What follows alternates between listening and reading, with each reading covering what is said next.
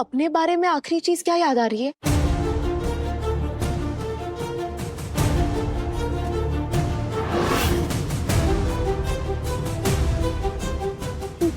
मैं यहाँ कब आई? मैं अमन, मेरे पति, मैं उन्हें ढूंढ रही थी। वो कार एक्सीडेंट, मेरे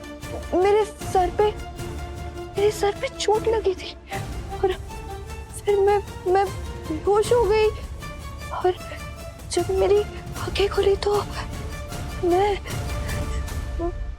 यहाँ थी। माला तुम ठीक हो गई। माला को होश आएगा। हम बहुत खुश है माला, हम बहुत खुश है कि तुम ठीक हो गई।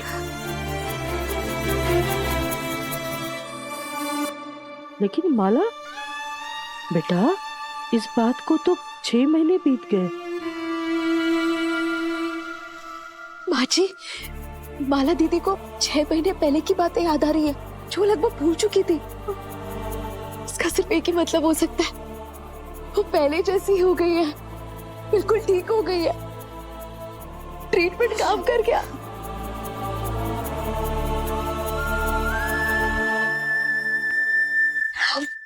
चाहिए माला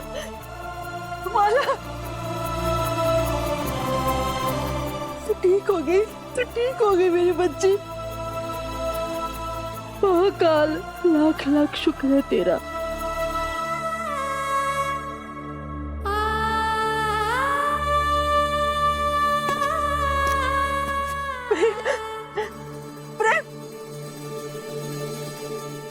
बेटा, तेरी माला दीदी पूरी तरह से ठीक हो गई।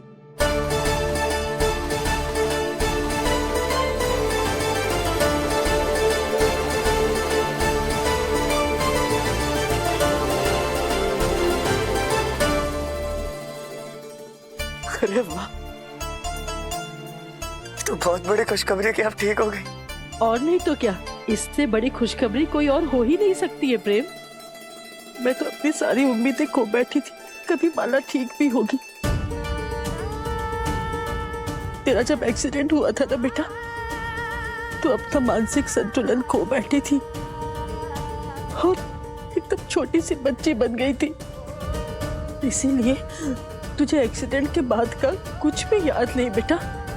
लेकिन तेरी भाभी दिव्या, प्रेम की पत्नी,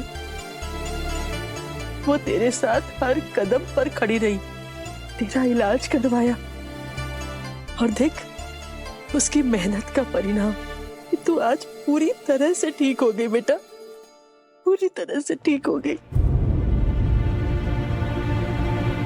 इसे भी अभी ठीक होना था। अब तपस्या को नया शरीर कैसे दिलाएंगे हम? माला बिटिया, माला, हम कितने खुश हैं, तू ठीक हो गई।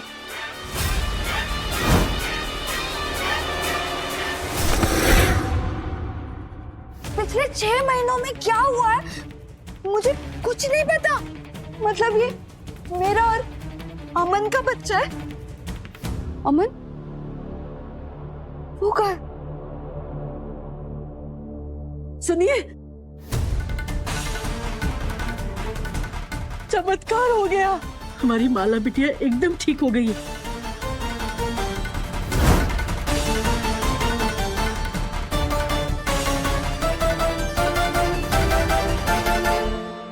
दीदी, मुझे लगता है कि हमें दीदी को थोड़ा टाइम देना चाहिए। इतना कुछ घटा है उनके मन में, तो उनके मन में भी कई सवाल होंगे।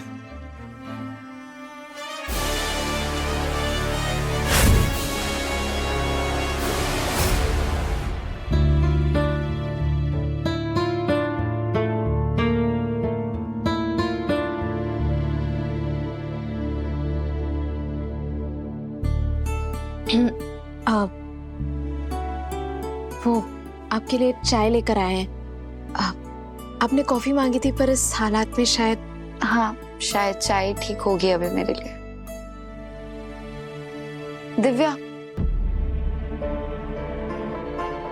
अरे बैठिए ना आराम से, बोलिए।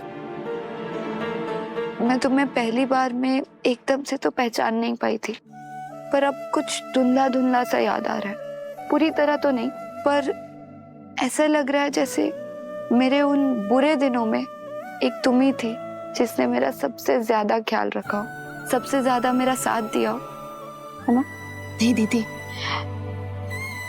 उन दिनों हमसे ज्यादा आपने हमारी मदद की, आपने हमारा साथ दिया।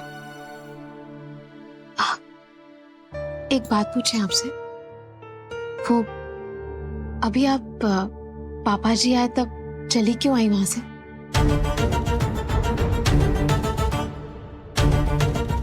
देखो दिव्या, मुझे नहीं पता तुम्हें मेरे बारे में, मेरे यहाँ आने से पहले की जिंदगी के बारे में कितना पता है,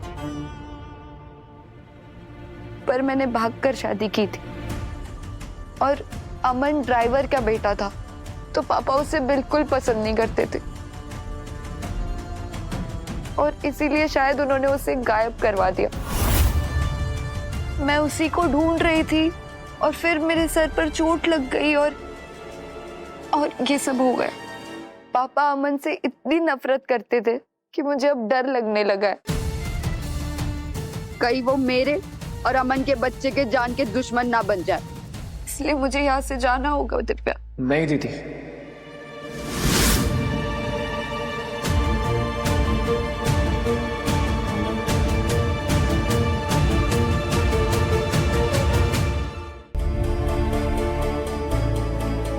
इतनी मुश्किलों के बाद आप ठीक हुई। मैं आपको फिर से नहीं खो सकता। पर प्रेम, तुम समझ नहीं रहे हो, पापा कुछ भी कर सकते हैं। दीदी, मैं हूं ना, मैं खुद जाके पापा से बात करता हूं।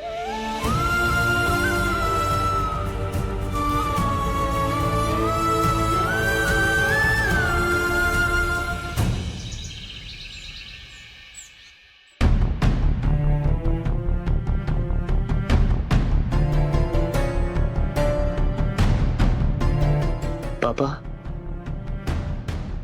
पिछले कुछ महीने में हमारे परिवार के साथ जो हुआ वो किसी बुरे हादसे से कम नहीं था। आपकी अपनी बेटी इतने बड़े सदमे से गुजर रही है। आपका बेटा हैवान बन गया था, मरते मरते बचा। पर पापा, इतना कुछ हो जाने के बाद भी महाकाल की कृपा से सब कुछ ठीक हो गया, तो क्या आप अब भी माला दीदी को इस घर से जाने देंगे?